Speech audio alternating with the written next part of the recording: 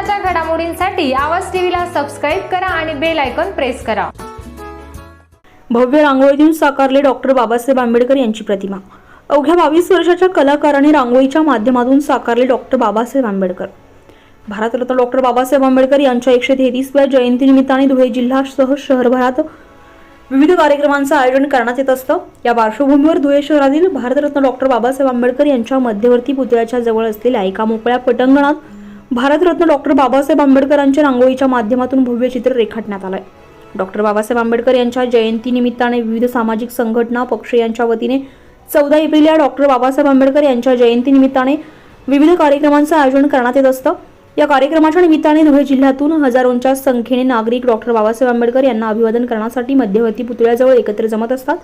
यावर्षी राम भडाणे यांच्या संकल्पनेतून डॉक्टर बाबासाहेब आंबेडकर यांच्या प्रतिमेचे भव्य रांगोळीतून चित्र साकारण्यात येते।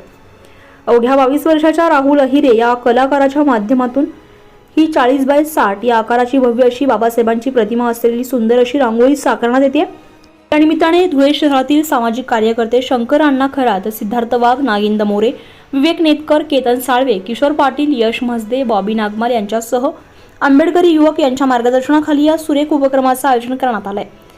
सदरच्या डॉक्टर बाबासाहेब आंबेडकर यांची प्रतिमा असलेल्या रांगोळीला बघण्यासाठी धुळे शहरातील जास्तीत जास्त तरुण तरुणी तसेच धुळेकर नागरिकांनी या ठिकाणी यावं आणि कलाकाराच्या या कलेला वाव द्यावा, तसेच अत्यंत सुरेख अशा रांगोळीची पाहणी करावी असं आवाहन आयोजक सिद्धार्थ वाघ यांनी यावेळी केलंय।